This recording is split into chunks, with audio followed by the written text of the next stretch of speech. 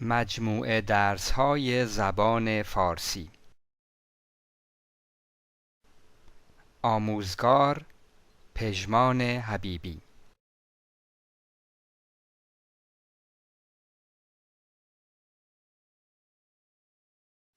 فرانسه.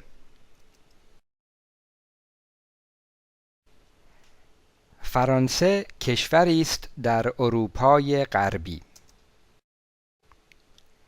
کشورهای همسایه فرانسه عبارتند از بلژیک، آلمان، سوئیس، ایتالیا و اسپانیا.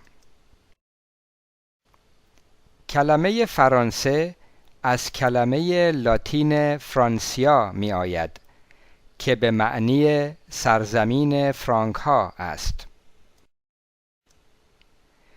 مساحت فرانسه حدود 547,000 کیلومتر مربع است، یعنی حدود 1/3 مساحت ایران.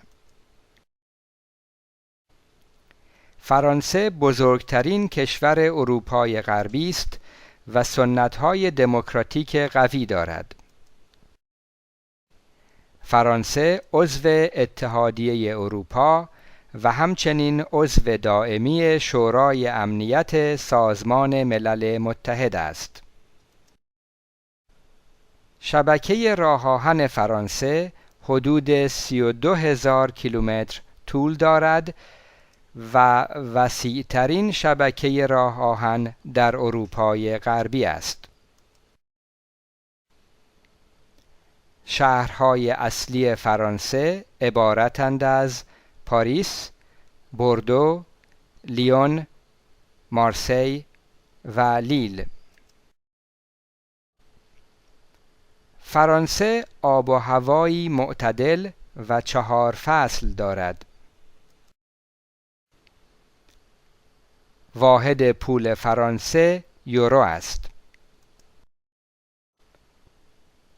فرانسه اولین کشور توریستی جهان است. 79 میلیون توریست در سال 2006. هر سال 12 میلیون نفر برای بازدید از موزه و کاخ لوور، موزه اورسی و کاخ ورسای به پاریس می روند. هر سال 6.5 میلیون نفر از برج ایفل دیدن می کنند. روز ملی فرانسه 14 ژوئیه است.